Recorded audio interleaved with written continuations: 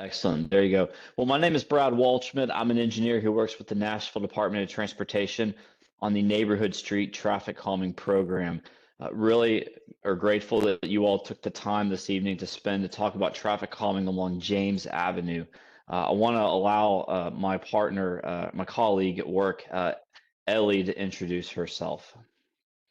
Hi everyone, I'm Ellie Finn. I work with Brad at Kimley Horn. I'll be on here helping him out, monitoring the chat, making sure all questions are being answered. So happy to be here.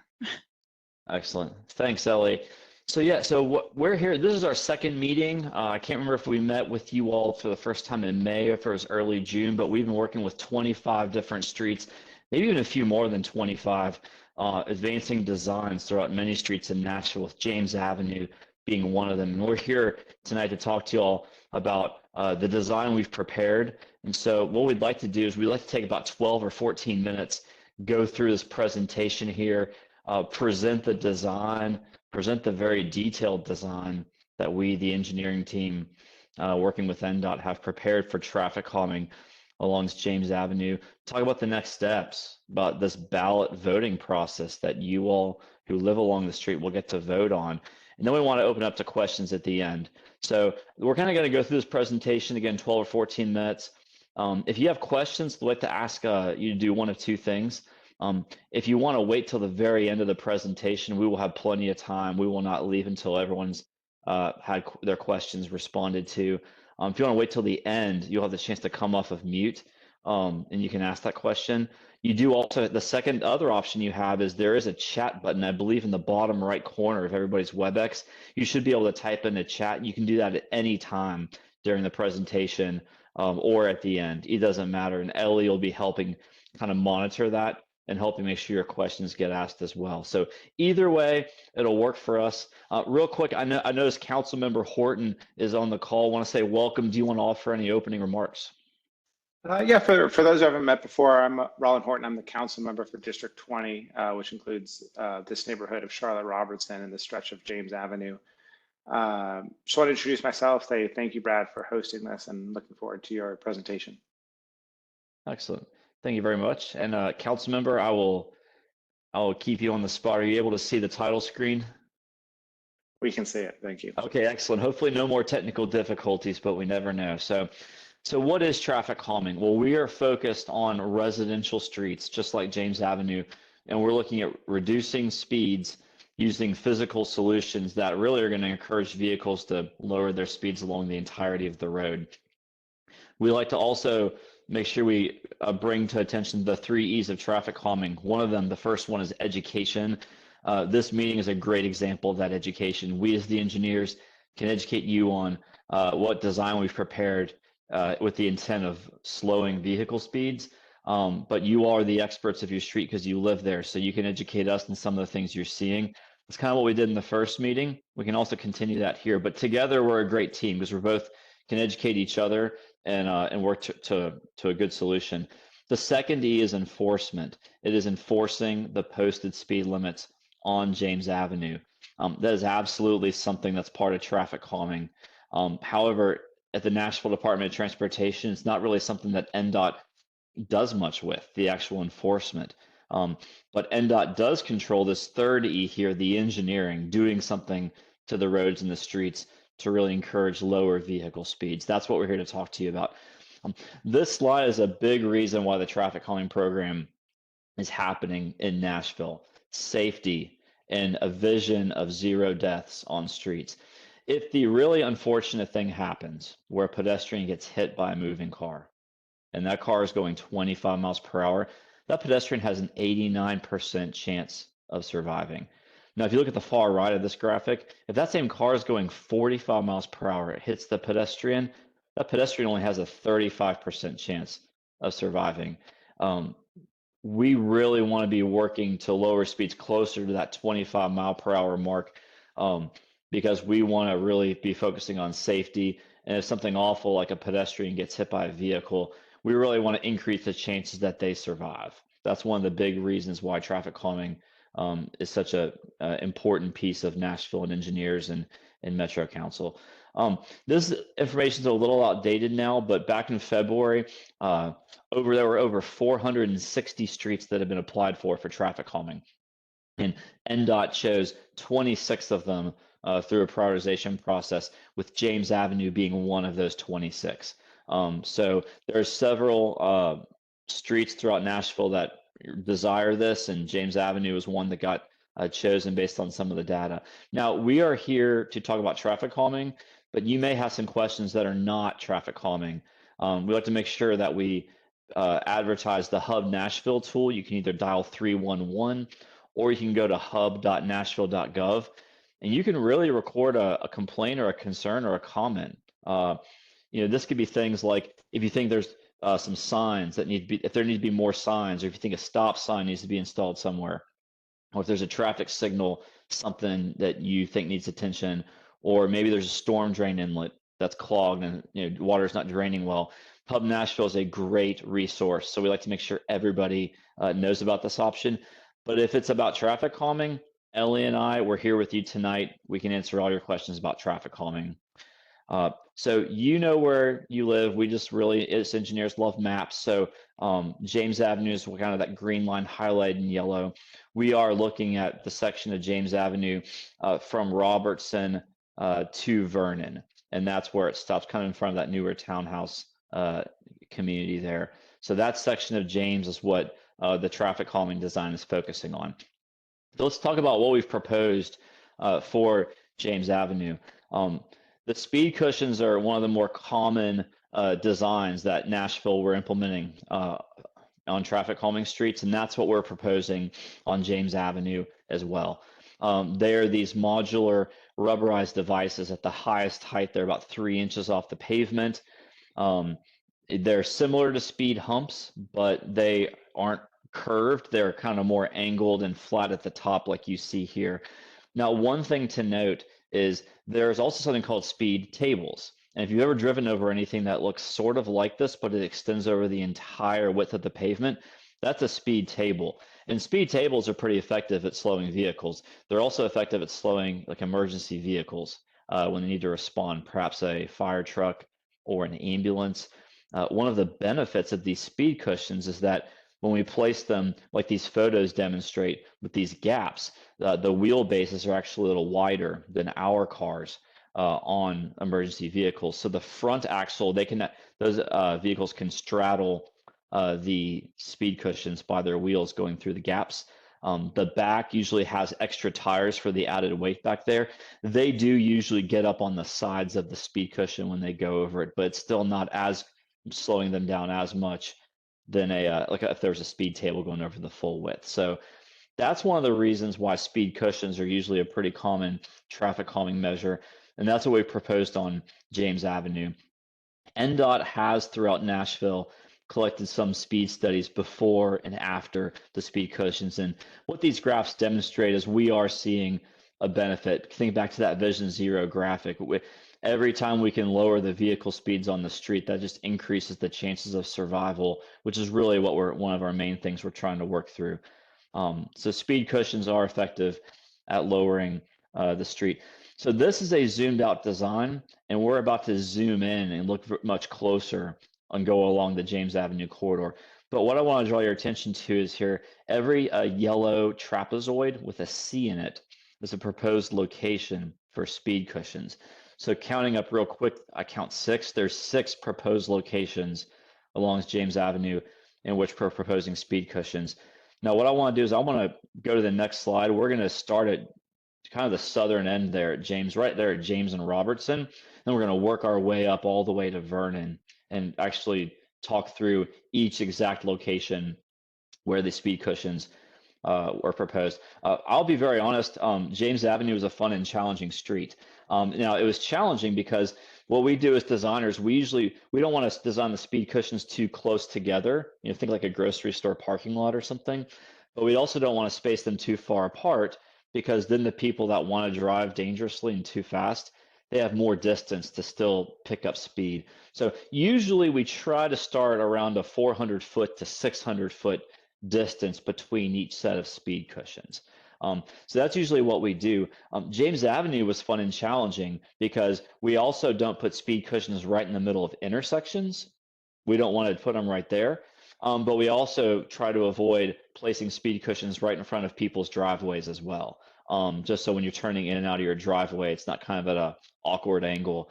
And so with some of the driveways and where they were spaced on either side of the road, we put a lot of thought into this. Okay, so we want to hear your feedback and comments. Always willing to, maybe there's something we need to change based on this discussion tonight. But we definitely put a lot of thought into where these speed cushions have been placed. So here we are at James Avenue, right there at Robertson. One thing you'll notice is you'll see these yellow speed cushion warning signs. We design those at most of the locations so that not only do cars see the speed cushion on the road, but they also see these yellow warning signs on a signpost next to it to really let people know that speed cushions are here. You need to make sure you're slowing down because you're about to drive over them. But here, the first location of speed cushions is very close to 602 James Avenue. That's the first spot. I think it's just a little north of the driveway for 602 James Avenue. Then as we move to the very rightmost of this sheet right here, the next speed cushion location is, if you look at the center of the steps and the walkway of 628B James Avenue, and I apologize for that, it's 628B. I know with some of the subdivisions we have A, B's, and C's, but that's the best spot. But really, it's just north of Franklin Drive. But we try to be very specific so when the contractor goes out and builds these, if the vote is successful, the contractor knows right where to put them. But that's the location of the second set of speed cushions. And again, feel free to type your questions in the chat box, or if you want to wait till the end and come off of mute, that works fine also. So going to the next sheet here, the next set of speed cushions that is proposed near 644 James Avenue. And then as we continue north around that horizontal curve that's along James there, the next set before you get to Frisco Avenue is located at near 653 James Avenue. And now we're going to go past 23rd Street.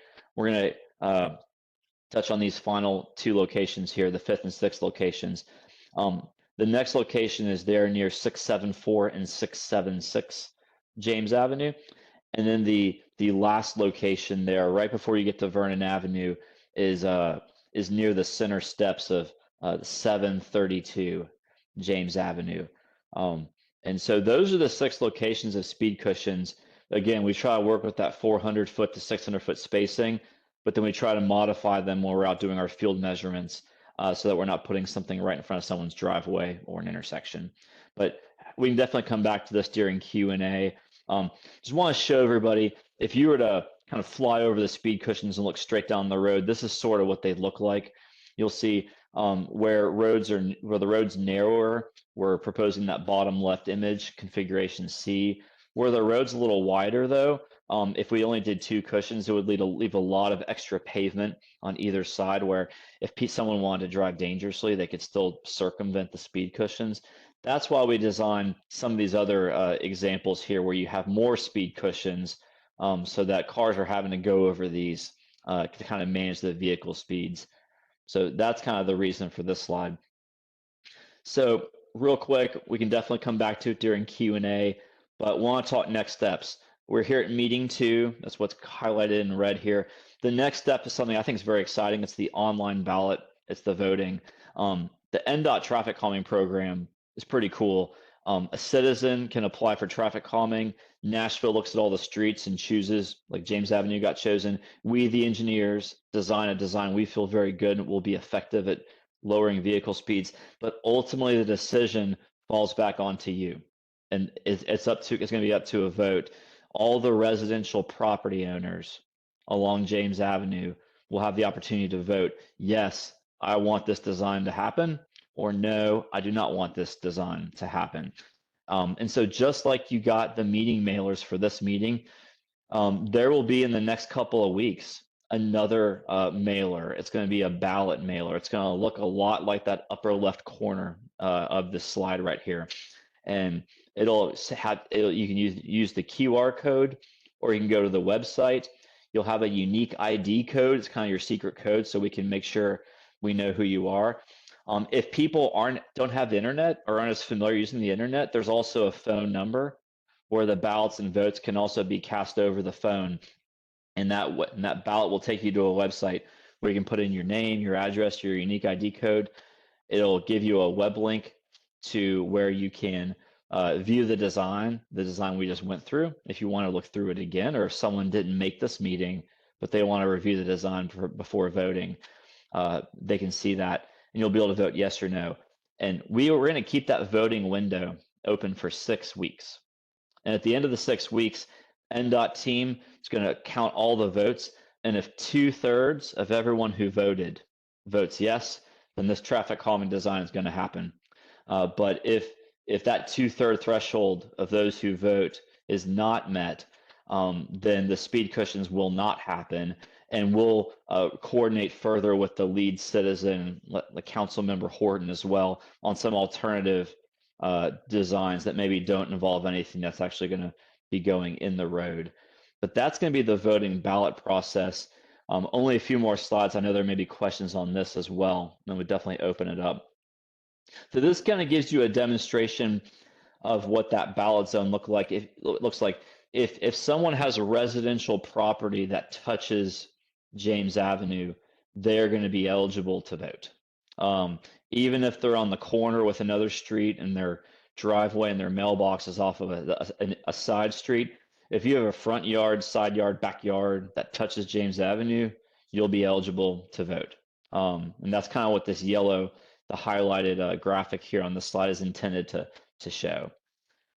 So time frame, again, we'll likely send these mailer ballots out in about the next couple of weeks. Then the 6-week voting period will open. If the vote is successful, then what we're seeing right now is the vendor who provides the materials it takes up to 4 months, up to 4 months sometimes to receive that materials here in Nashville. And then because the traffic calming program is so popular and the contractor's staying very busy with many streets having successful votes to install traffic calming, or sometimes we're seeing up to an additional 4 months for the contractor to actually get it all installed. And so those are timeframes that NDOT is working on to see what we can do to decrease and reduce those. But that's kind of what we're seeing now. So we like to make sure we're being as honest as possible about some of these timeframes. So that is it for the presentation. What I'd like to do is open it up for questions. I see Dennis Corn's hand is raised, so I'll go to you, Dennis. That may be another way we can handle this. And I will try to guide people. I think at the bottom of the WebEx, there's also kind of a hand raise button. That may be another way you can ask a question. So either coming off of mute, raising your hand, we can call on you, or if you just want to type some questions in the chat, any will work. But Dennis, yeah, what do you have? Yes, can you go back to the slide where you have the different configurations? Absolutely. Yep. I'm sharing my screen again, and I think this is the one you wanted. Yeah, that one. Okay, so in configuration C, is it possible, because you're showing 6 feet, is it possible that some vehicles could straddle the table and not be required to slow down? So you're talking about the 6-foot speed cushion? Yeah, speed cushion, right. Okay, no, that's okay. Yeah. Such as larger trucks, things of that nature. Right. So most of so I'll kind of give you a full answer, which the answer is yes. Some vehicles could also possibly straddle it. That's just a very quick answer, Dennis, but I want to elaborate on that. Most passenger vehicles cannot straddle this. They might do like, the one-wheel path and you're kind of going over it angled, or you may kind of go over it straight on. Most passenger vehicles, you cannot straddle this. Emergency vehicles can straddle it. I do not believe there's a WeGo bus route on James Avenue. Someone can correct me if that's wrong, but I don't believe there is on this one. I believe WeGo buses can straddle these. I think it was, please apologize. It was either a Ford Raptor or a Hummer was able to straddle. So, I mean, there are some, I guess, exception vehicles that, yes, they could also straddle them. The alternative would be we could do speed tables, but then if there's an emergency vehicle situation and they need to get somewhere, they're definitely going to be slowing them down a little more compared to the speed cushions. It's a balance we talk about a lot, our engineers and NDOT, and usually we still kind of land on the side of let's do the cushions for that emergency vehicle response time consideration. But there may be a few vehicles that could straddle it, but I don't think it would be a high percentage. Well, other than we have NES that tends to be one of the greater violators of the speed limit on James, as well as some of the school buses. Not as much as they used to, but NES tends to definitely drive over the speed limit. And with their bucket trucks and pole trucks, they're going to be able to straddle these tables. Gotcha. And that's and I'll be very honest. I do not know for certain. Like I've measured vehicle wheelbases myself. Like I've gone to a fire station. Like I said, I mean, I have not measured an NES truck and I have not measured a school bus. So you might be right. They may also have the wider wheelbases, but I don't know for certain. I'm now very curious, and I think over the next week or so, I may want to see if we can measure one. But even if we did a table instead, I guess it would help with that, but it would also impact the emergency vehicle response times, and that's usually what NDOT likes to consider a little more. That's my initial thoughts, Dennis, I guess. Yeah, well, you'll find that the bucket trucks and the pole trucks can straddle it because they're the big diesels, which is what the fire truck is, and they've got the same wheelbase. So gotcha. That would be a concern. It makes sense. I didn't want to agree without knowing for sure. That's just my personality, but it makes sense that perhaps they may be wider. Yeah.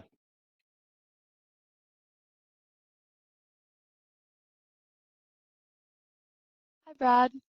Looks like we've got some questions in the chat. Sure. Something Elizabeth brought up to me was that she works for an organization that serves seniors, and she's hoping that next time a postcard is sent out, the font might be a little bit larger so people could read it more easily. I don't know. Excellent. Control Yeah, appreciate we have over that, but a good point.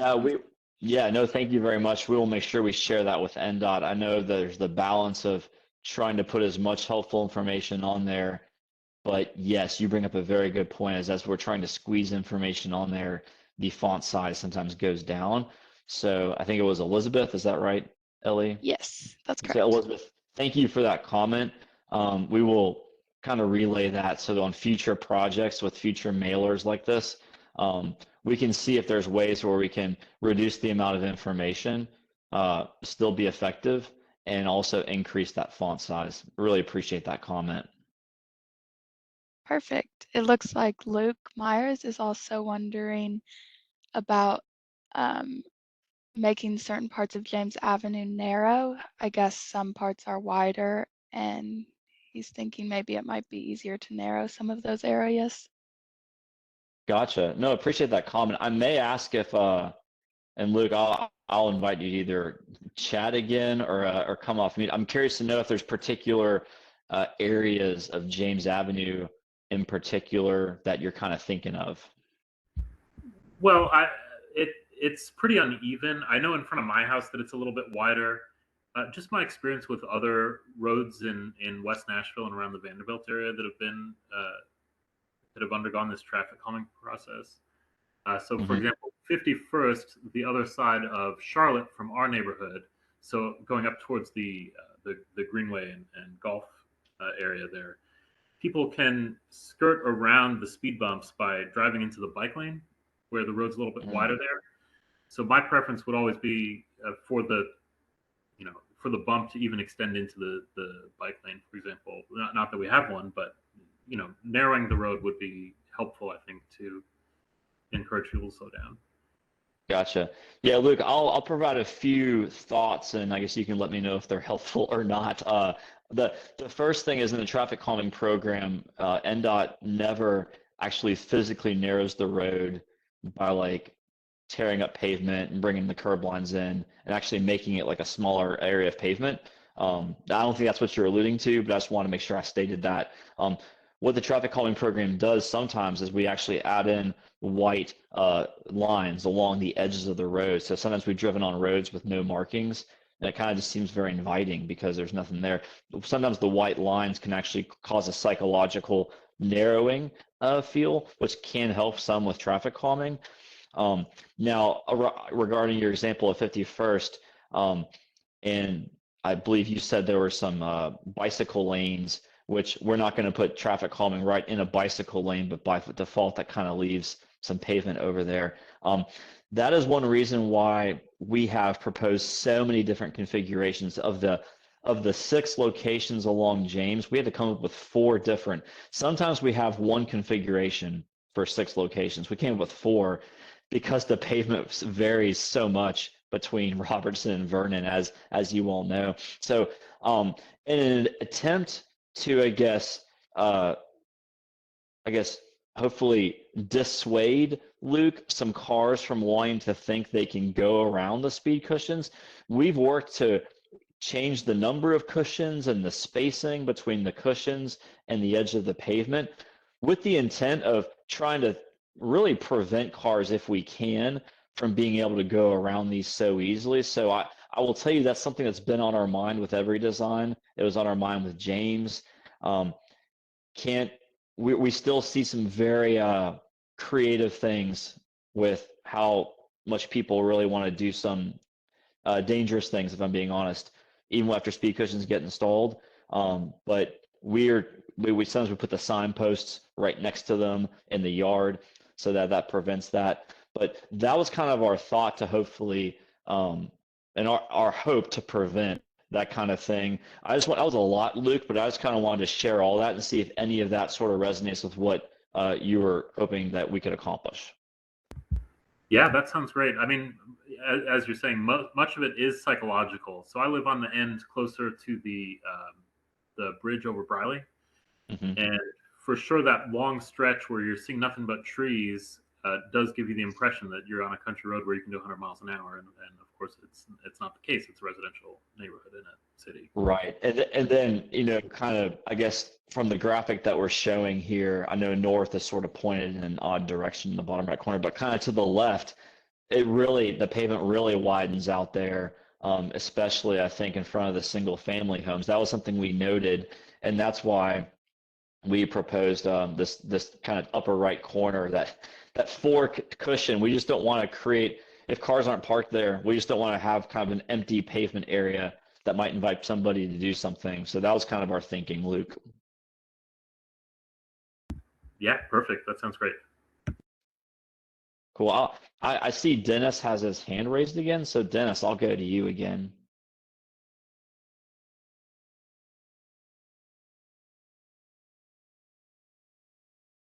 Oh, Dennis, you're still on mute, I think. Sorry, yes. Yeah, and my wife also has her hand raised, I believe. At least it's on my screen. So, my apologies. I think Ellie was working through the comments, and I can only see so many. So Yeah. didn't mean to skip anybody. Just kind of limited on what I can see on my small pane here. So yeah. Well, if you could go back to the section you were just showing, Luke, on at the end of James as it approaches Briley Parkway. Yeah. Yeah, can you just give me a screen? Yep, can see it. So Excellent. a question then is, since James extends to Briley Parkway, and based on what Luke was saying, and I agree with him because I've walked that section where people get a running start coming down 63rd, and then they're literally flying over Briley Parkway and coming down James. Why did you not consider a speed cushion there at James and Briley? I believe it's because the traffic calming applicant requested Robertson Avenue to Vernon Avenue. I could be wrong on that, but it may be as simple as that. Okay. And I don't, and usually if we hear something like that in the first meeting, we can kind of talk about it with them.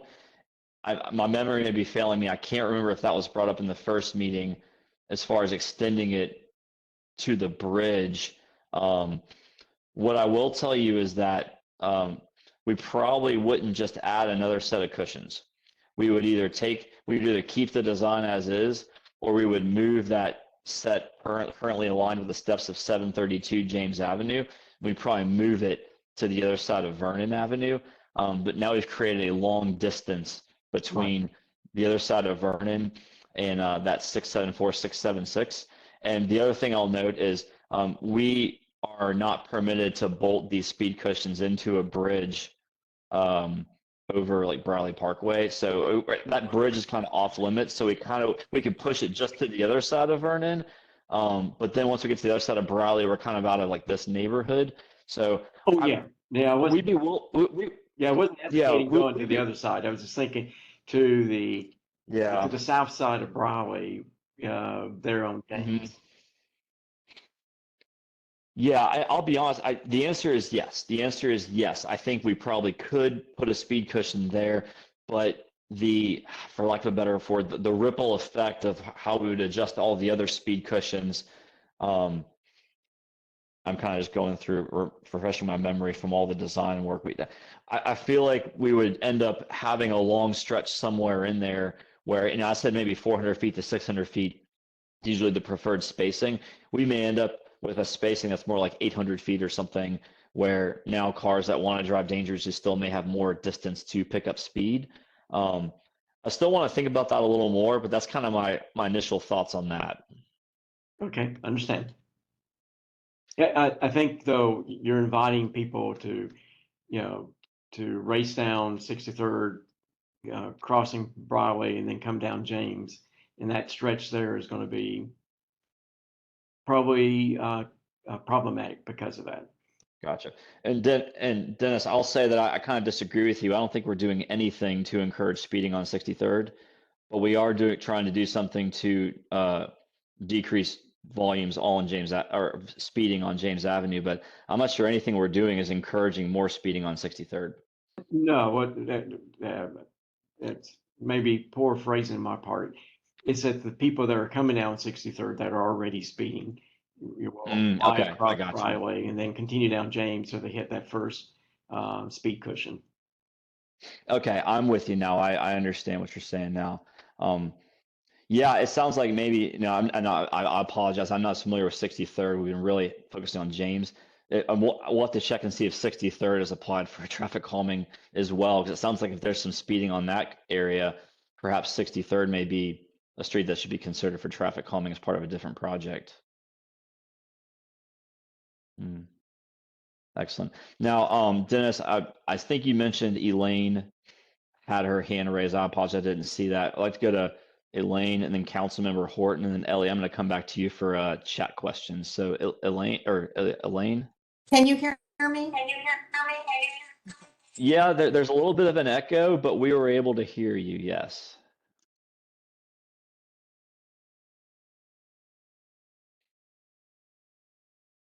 I'm just typing some notes here. So apologies for the typing noise on my part. I just want to make sure I'm getting some of these notes here.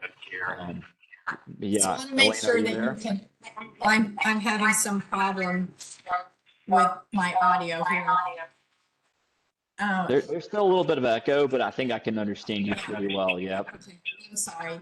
So I am the one that did the petition, and I didn't realize I said, James Avenue. Maybe I should have included 63rd, but I don't think I stopped at Vernon.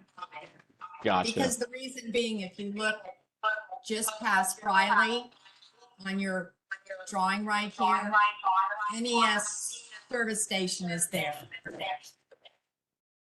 Hold on. Okay, so NES. I'm sorry, I'm not going to speak because my audio is not going right. Okay, yeah, sorry about that. And again, yeah, I'm going off of memory, so I could have easily misspoken going off of memory on what the application actually had. It may have said James Avenue or James Avenue from Robertson to Bradley Parkway.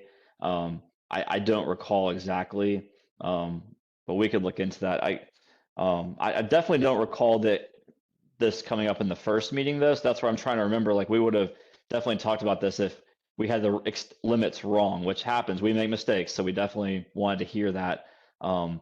Well, Elaine, what I'll do is I'll try to look back at that application after the meeting here to see what I can, if I can dig up anything. Um, let's see. Council Member Horton, I believe you had your hand raised. That was an accident. I don't want to take away anybody else's time to ask a question. Okay. Ellie, can you let me know if there's any more questions in the chat? Yes, we've got some more questions in the chat. It looks like people are wondering about sidewalks and if they have anything to do with this traffic calming program. Looks like we know some are scheduled for James Avenue, but they've been delayed until 2025. And people are wondering whether that has anything to do with this traffic calming program or if that has to do with ditches on either side of the road. And maybe that would help pedestrian safety. So maybe that could happen sooner. Those sort of Gotcha. questions. So the answer is that the sidewalk program and the traffic calming programs are two different programs. So there's no sidewalk work available as part of the traffic calming program. But what we do focus on is kind of like that graphic again of like trying to slow vehicles down because people may be walking in the street where there are no sidewalks. The traffic calming program, this design here, it can reduce vehicle speeds along James Avenue. So if there's stress, for the sections where there's not sidewalk, the thought is at least lowering vehicle speeds because of that. So yeah, they are two different programs, two different projects. I'm very ignorant on the sidewalk program personally, much more knowledgeable in the traffic calming program. But yeah, traffic calming will not do sidewalks. Great, thank you. And then it looks like D. Fox says a sign might be in the center of his driveway, or his or hers, sorry. Can we contact you to provide feedback on placement? Yes, you can. Here, sorry guys, here's my email address, brad.walshmit@kimley-horn.com. And you can also, if you want, there's that traffic calming email address at nashville.gov. So if there is something you see in the design, like a signpost, and you don't want to chat about it and say where your address is, that's totally fine. You can email us that way. I will say that we are zoomed out very far away on these design sheets. So, and I'll just use this as an example right here. I don't know if my cursor can show up, but right here, there's a speed cushion that's proposed right near 644 James Avenue. And there is a sign and a signpost. The circle and line that we have drawn makes it look like it's going to be going right in this driveway. That is not how it's going to get installed. So I just want to let everybody know, and also the speed cushions will not be nearly this large. We just draw them just so you can see them. If we drew them to scale, they'd be so tiny we couldn't see them. So please let me know if you see something like that is kind of alarming. But what I will tell you is we will not be putting signs or signposts in front of driveways. And at least for this example right here, this is just a matter of how far zoomed out we are, but still trying to illustrate the design. All right. Looks like Jeffrey is wondering if a circle at Vernon will slow traffic coming from 63rd.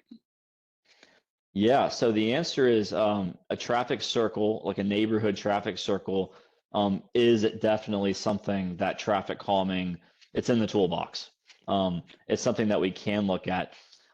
Ellie, I think I'll need to look at this again tomorrow with our team because we do look at traffic circles when they're requested. And I will be very honest, I cannot remember if we looked at this or not. We can see if a circle at James or Vernon would work. I will tell you the main thing that we're going to be looking for. The first is if we have to widen any road or anything at all, if we have to make that intersection bigger, the traffic calming program is not going to do it. It could be a bigger capital project, like a much bigger intensive project, but the traffic calming program will not do it if it actually has to widen out the intersection and make it bigger. So the second thing is knowing that we oftentimes will, in our design software, draw what a traffic circle would look like.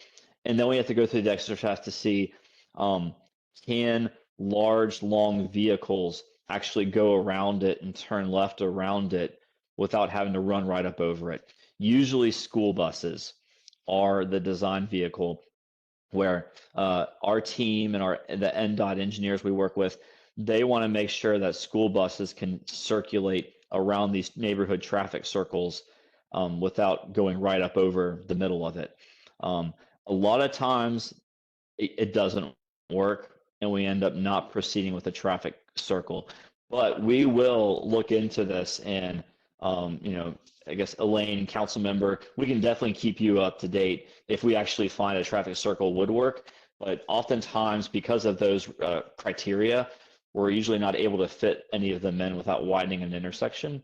So I like the idea. We can take a look at it, but I wouldn't be too optimistic, to be very, very candid, as part of the traffic calming program. All right, good to know. Yeah, looks like we've got a couple comments about the bridge being pretty dangerous for pedestrians, but I'm pretty sure that might be it for questions. Anybody feel free to let me know if I'm missing something. Okay, and Elaine, I can see that Elaine has her hand raised. Elaine, did you get your audio worked out, or is that the carryover from when your hand was raised earlier?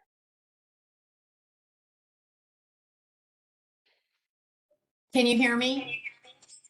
Yes, you still have some echo, but I'm able to hear you. Okay, well, maybe this will be better. And I apologize.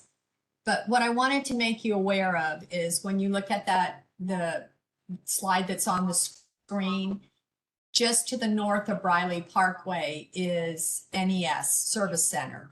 And that's where they come out of and they come up James.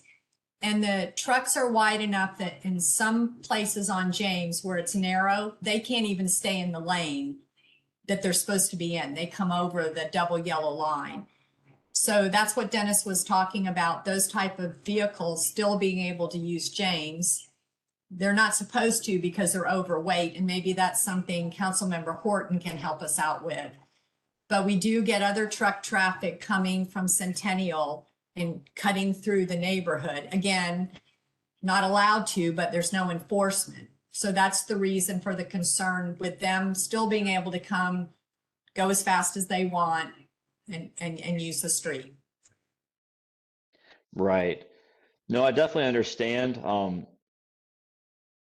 Yeah, I think it comes back to the traffic calming having 3 E's, right? We're educating, but you're educating us and we're educating each other all on this call here. Then the second E is that enforcement. It sounds like there's some large oversized trucks that are not really doing what they're supposed to be because they're not supposed to drive on James, but they are. Is that right? That's correct. Okay. So I feel like that would be kind of an enforcement issue, which again, NDOT can't necessarily, cover, but that could be a, police or a council member or a Hub Nashville thing, perhaps.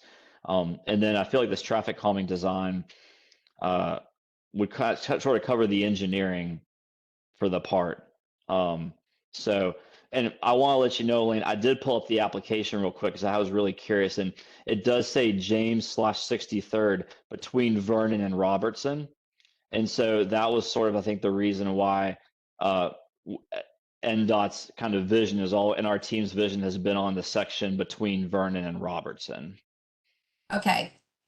That was my fault for not understanding because I kind of did say 63rd on there. Wasn't really sure how that worked, but Gotcha. we'll Yeah. have to just strive to get 63rd traffic calming. Yeah, no fault. Definitely not trying to say that. I just wanted to kind of make sure I was able to pull it up on my file here real quick. And yeah, it says James Avenue / 63rd Avenue between Vernon and Robertson. And so we kind of interpreted that as like Vernon and Robertson kind of being the focal point. Okay. So, yeah.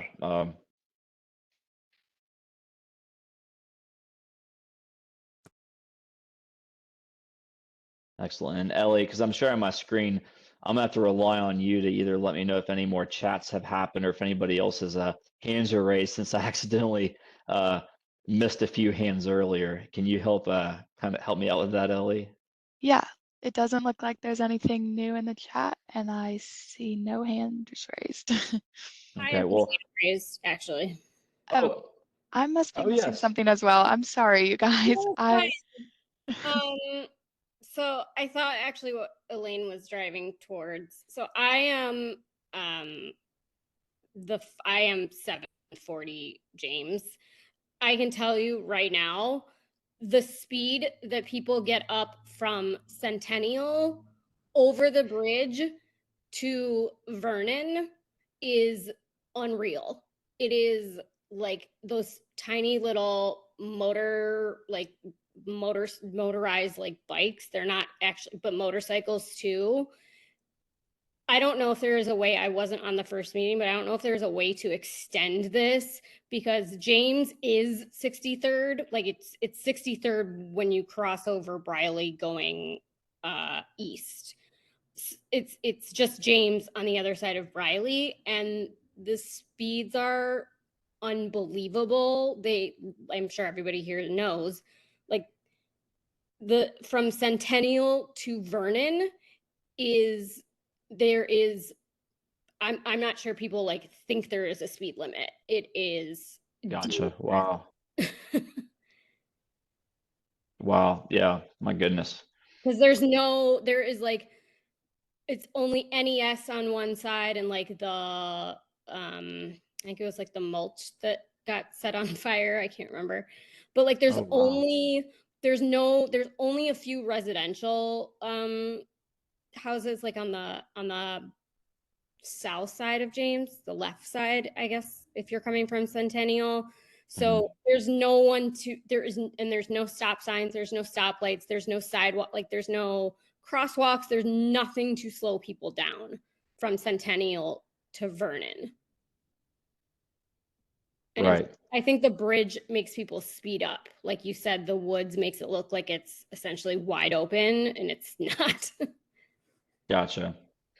Yeah, what I'll pledge to do is we'll go back and talk with NDOT. I'm not sure that we'll extend the project, if I'm being very honest. We will ask, and I'm not always correct, so I could be wrong, but I'm not sure the project will get extended. Now, what can happen is a separate application could be filed for 63rd, and then those residents that live along 63rd up there along that stretch would have the chance to kind of proceed with the traffic calming design and go through a similar process. So I'm definitely willing to ask and will ask, but not sure what the answer will be. Gotcha. And is there any sort of like options that are not the cushions or the tables that could be part of this, that could go on 63rd, like, so that that, like, what are the other choices for? Yeah, so beyond, things like these speed cushions or like the larger speed tables that we kind of talked about, but don't have the gaps. One was brought up, traffic circles, and like that's one of our action items coming from this meeting tonight is we're going to go in our design software and just check, and we're just going to see if a traffic circle could fit at Vernon and James.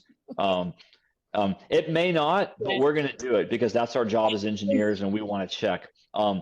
Another thing that we could do is something called radar feedback signs.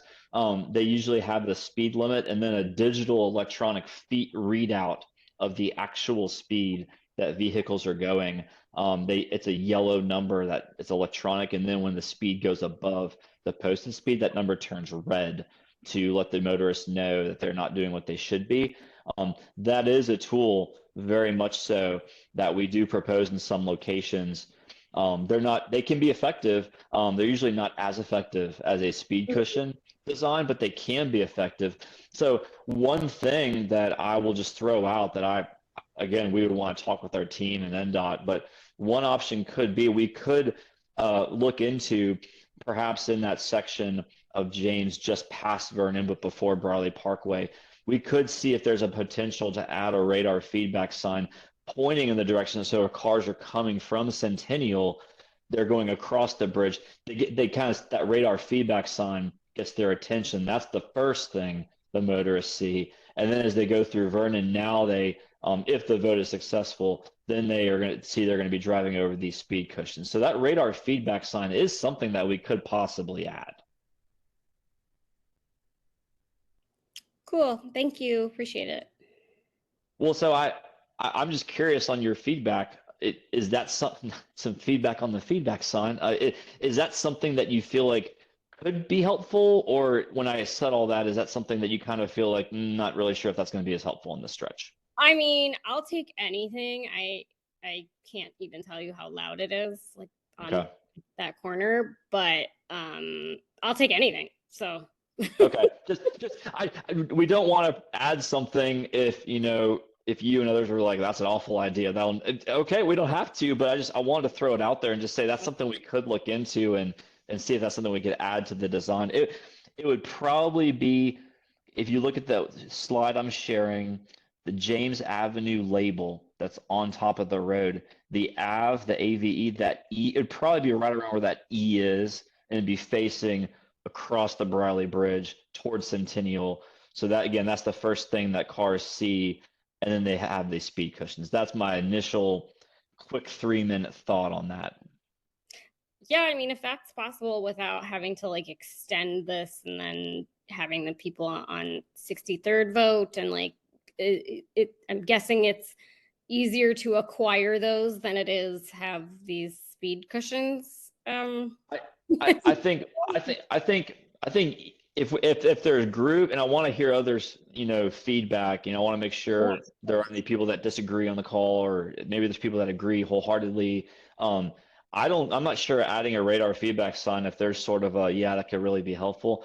I don't think there's going to be much concern or issue with that. I'm really not sure we can extend the project to include 63rd all the way up to Centennial, just because the data, because of the application, we were focused on Vernon to Robertson. That's where we collected the speed data.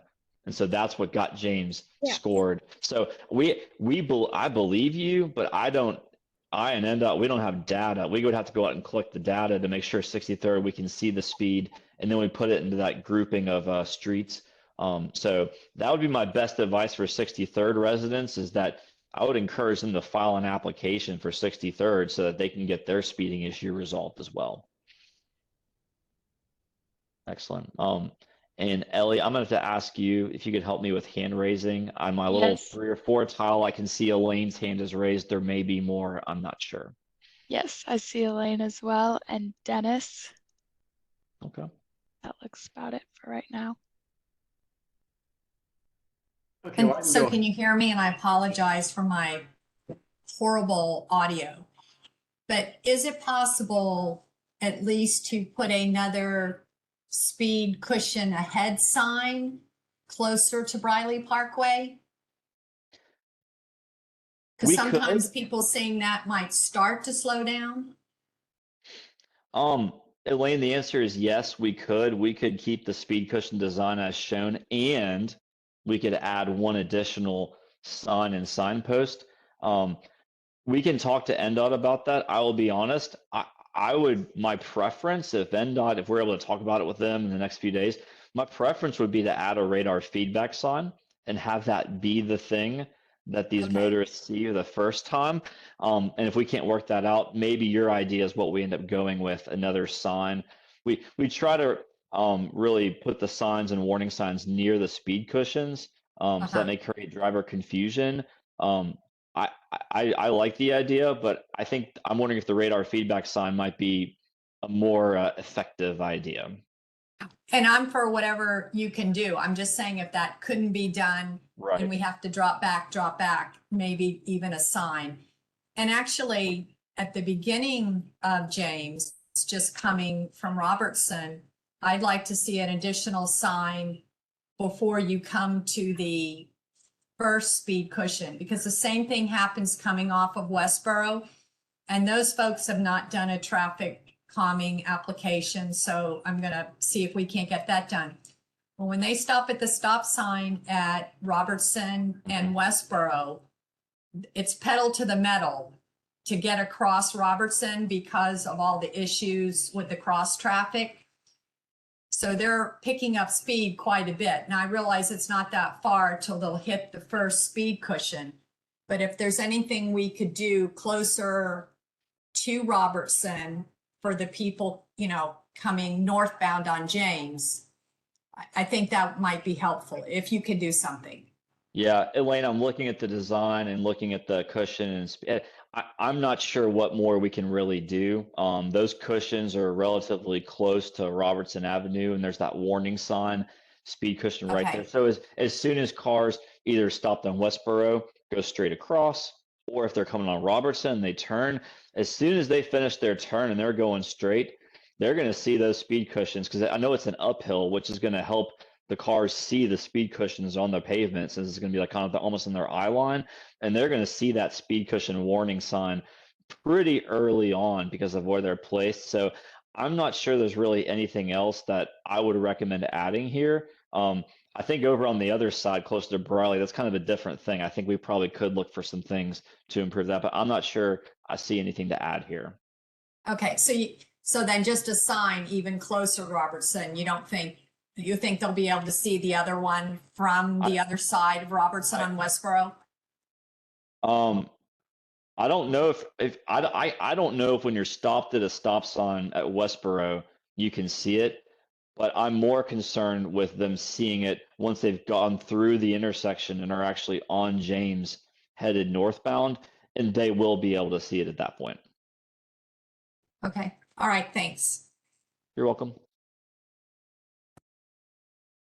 All right, Brad, it looks like Dennis has put his hand down, but Kyle Anderson has his hand raised. If you'd like to Okay. speak up, Kyle.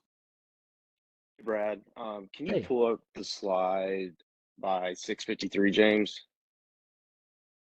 Yes, sorry, I'm just taking a few notes from the Elaine comment. I want to make sure so we can talk about that as well after this call. Yeah, take your Okay, I time. think this is the one. Is this it right here?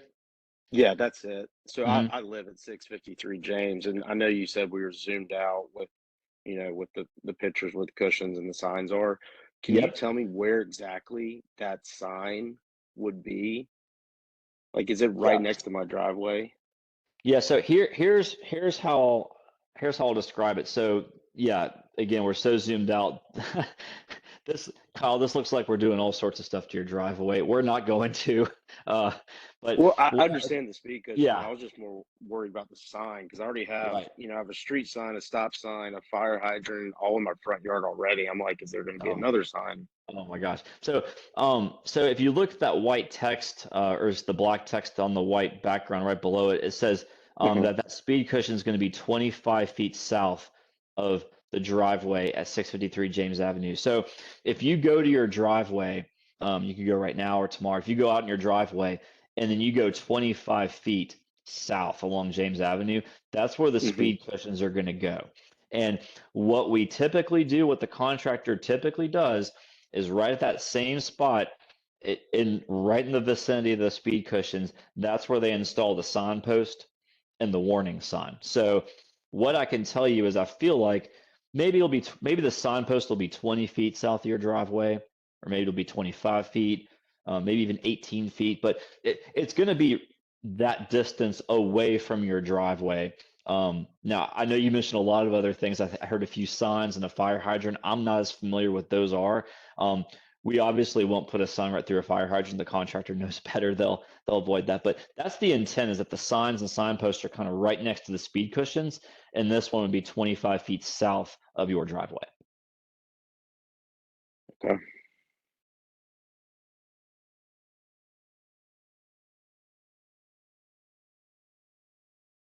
All right, I hope I'm not mistaken again, but I don't see anyone else's hands raised, and I don't see anything new in the chat.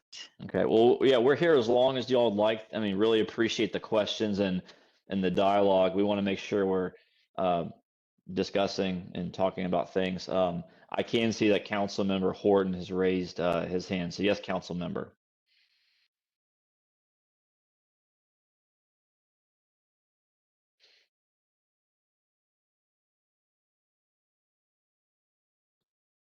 I may have misread that. I thought I saw the hand raised. Sorry. Oh, sorry. I realized I was talking on mute. So okay. thank you again for hosting this. I live right down 63rd.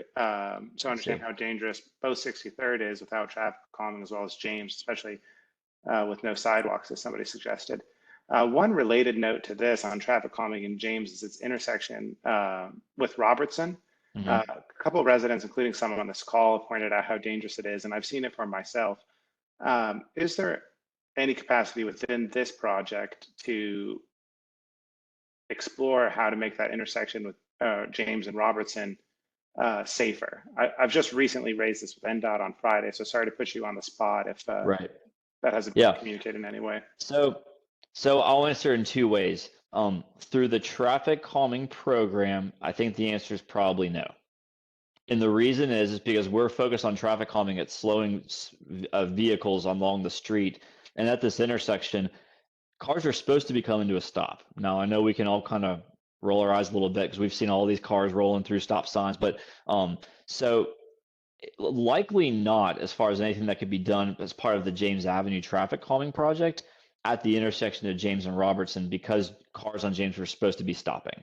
Now, that doesn't preclude if there's ever a Robertson Avenue traffic calming project, or if there's some sort of other capital project or a Hub Nashville request. I also don't know exactly what some of the safety concerns are. That may vary. You know, sometimes when I'm driving in a neighborhood I'm not familiar with, overgrown trees and shrubs actually block my visibility of a stop sign. So I'm almost about to run a stop sign and I'm not meaning to drive dangerously. I just can't see it. So that's the kind of thing where if that's part of any safety issue, that's another great Hub Nashville resource where NDOT can probably do something about that. That's for my long-winded answer, council member, but I kind of wanted to give you my initial thoughts. That makes sense. Thank you.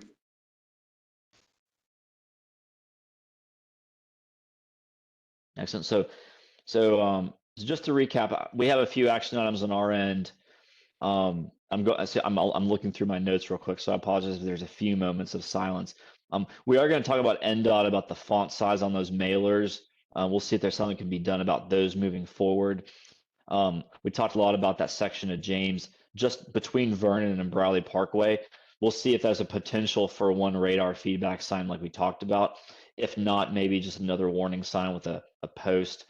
And then we are going to look into see if the intersection of Vernon, had in my mind, that's why I'm going through it again, James and Vernon, we're just going to see if a traffic circle could go there without a big intersection improvement project.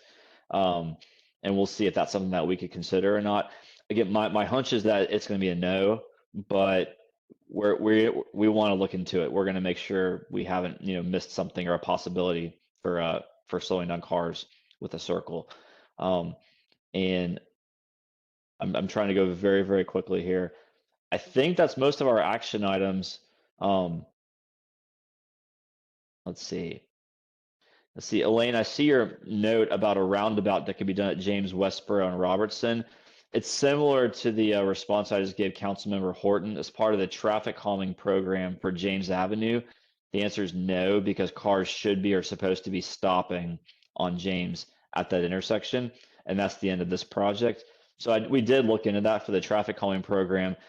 Not sure that we can do anything for James Avenue, but again, if there's ever a Robertson Avenue project or if there is a separate capital project that is desired, I am, as an engineer, I am really intrigued by the idea of a roundabout. I know a lot of times they can require a lot of property and right-of-way acquisition. I know there's some homes on those corners, but yeah, it seems like there's a lot of concerns. I think, Elaine, you voiced some before, Councilmember, you just did so. That'll be something to kind of talk with NDOT about to see if there's a potential for another project, but probably won't be anything on the traffic calming for James.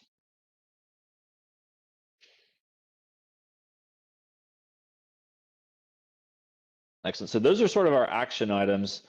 Our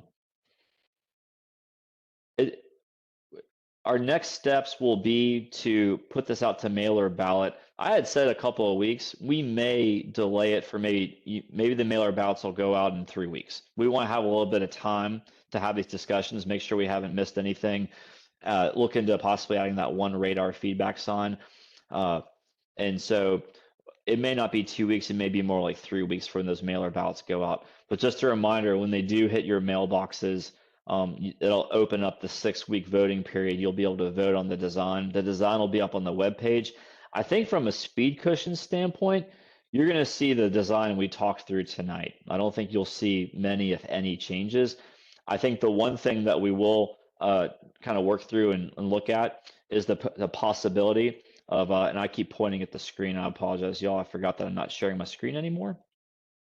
But this slide we spent a lot of time talking about. The design may add a radar feedback sign kind of in that area between Vernon and Briley that we talked about.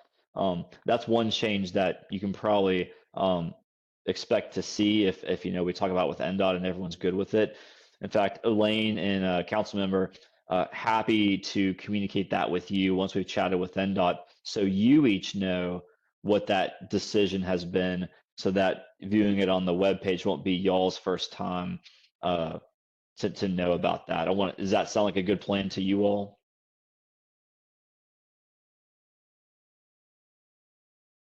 Yeah, that would be great. Okay, great. So we'll let you all know about that, as well as the findings of, for instance, the traffic circle, does it work, yes or no, at James and Vernon. We can also let you know about that. So that may delay the mailer ballot a little bit, but I still think in the next 3 weeks or so, we can all expect to get those mailer ballots along James. And again, if all the people that vote over 6 weeks, of the people that vote, if it's 2/3 or more, then the traffic calming design will happen. If not, then we'll be coordinating more with the lead applicant and the council member on those. So, Hey, Brad, is it just one vote per house, or could me and my wife both vote? very good question. It is one vote per residential property owner. So, if two people both live in the same home, it's going to be one vote for that property. If we get multiple votes from the same property, I think we take the most recent just as an easy way. So if someone votes 10 times, we just take the most recent vote and count that and discard the other 9. We kind of do that audit check to make sure it's a legitimate vote and everything. So yeah, one vote per residential property. So, and then I see Elaine, looks like you're trying to annotate the shared content. Is there something you saw you wanted to talk through?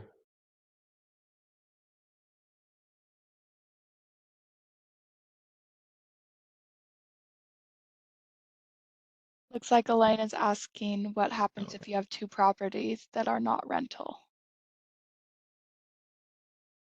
It's still one vote per residential property owner. So if someone owns multiple properties along James Avenue, that group person or entity is still going to receive one vote.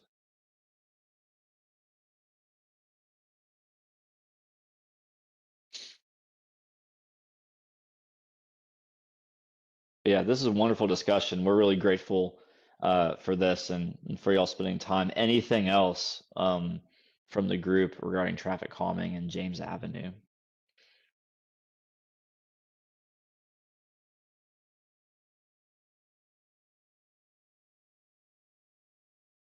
Okay, well, really appreciate your comments and questions.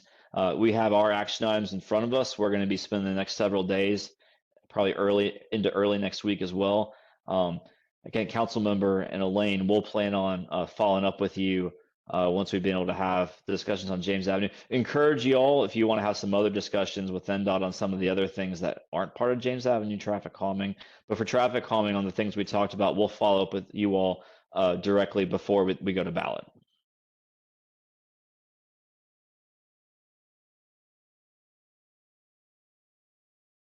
Excellent. Well, appreciate everybody's time. Please have a good rest of your evening, and thank you much. Thanks a lot, Thank you, Brad. Ken.